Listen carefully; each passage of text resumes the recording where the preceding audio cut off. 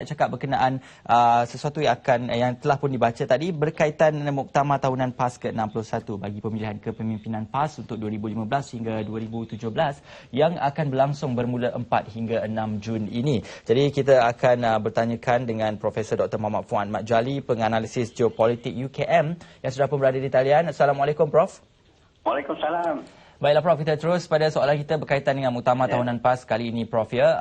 Kalau bagi pendapat Prof sendiri, apa fokus yang bakal dibincangkan atau menjadi perhatian dalam Muktamar Tahunan kali ini Prof?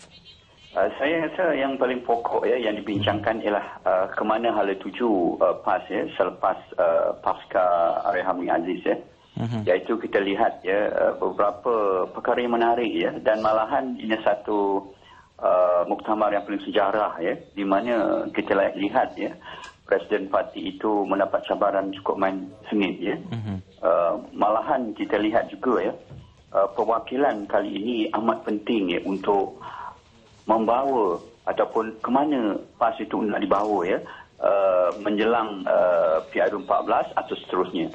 Jadi apa yang dibincangkan ialah isu-isu yang mengenai kedudukan PAS itu di dalam pakatan itu sendiri kemudian isu-isu perpecahan dalam parti itu sendiri juga isu-isu yang mengenai isu dan ekonomi yang dibincangkan dalam muktamar itu. Dan saya melihat ini satu muktamar yang paling penting di mana perwakilan disajikan dengan berbagai masalah dan saya merasakan keresionalan perwakilan pada kali ini amat dituntut untuk memastikan ke mana PAS pergi ataupun arah tuju ataupun way forward PAS menjelang PRU14 ataupun seterusnya sama ada dia dipimpin oleh ulama ataupun bukan ulama Saya rasa ini yang difokuskan untuk memastikan arah tuju dan isu-isu yang disesuaikan dalaman PAS itu sendiri. Baik, Prof bercakap berkenaan hala tuju itu juga, bagaimana dengan pemilihan kepimpinan tertinggi ataupun mungkin dari segi pemilihan kerusi presiden itu, bagaimana Prof? Saya melihat kalau melihat bibit-bibit daripada sejarahnya dulu pun kita lihat memang ulama dan guru-guru agama lah yang orang kata yang mendalangi ataupun yang kuat mempertahankan ataupun meneruskan perjuangan PAS Jadi saya melihat beberapa pada semasa ini kita lihat pergolakan berlaku Kita lihat puak telah berpecah ataupun dua puak yang ketara sangat kita lihat ialah ulama dan bukan ulama Jadi saya melihat Hadi Awang ni ialah ditunjukkan untuk memastikan meneruskan pahaman ulama itu terus memimpin PAS itu.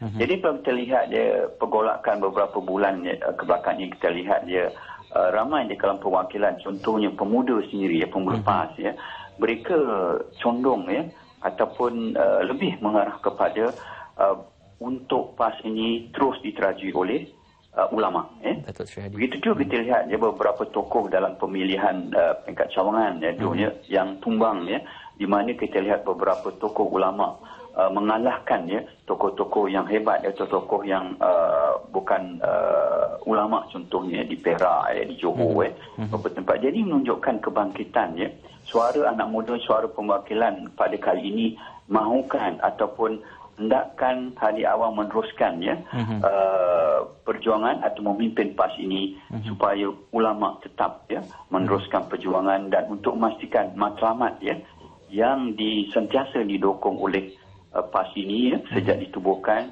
supaya menegakkan sinar Islam di Malaysia dan paling tidak pun ialah membawa memastikan manifesto atau janji-janji mereka kepada rakyat untuk meneruskan hukum-hukum hudud yang diwar-warkan ataupun telah dibincangkan di peringkat dunia negeri. Jadi inilah yang kita lihat kali ini perwakilan disajikan dengan satu dilema dilema ke mana nak dibawa ni PAS ini Jadi saya kata ini yang amat rumit difikirkan oleh perwakilan dan saya memastikan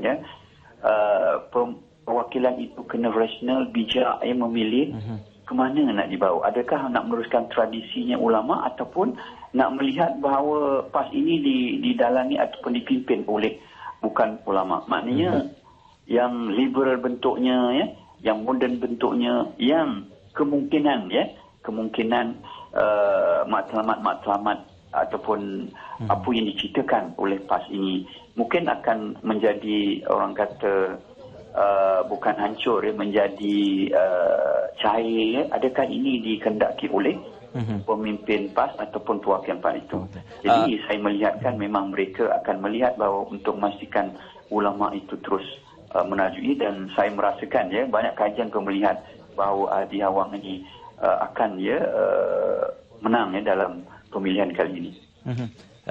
Kalau kita lihat daripada Muktamar Pemuda PAS yang juga berlangsung semalam, bagaimana Datuk ataupun Prof melihat Datuk Seri Hadi Awang akan terus dipilih sebagai Presiden PAS, dan kekacauan yang berlaku dalam PAS, adakah dia akan menjejaskan Muktamar tahunan kali ini?